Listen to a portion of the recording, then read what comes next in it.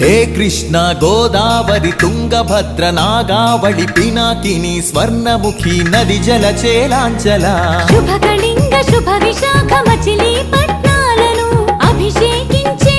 బంగాళాఖాతాల ఖలంఘన గణిత శాస్త్ర నిపుణురాలు ఆంధ్ర శాకుంతల శతానేక శాస్త్రాలకు మేలు బంతి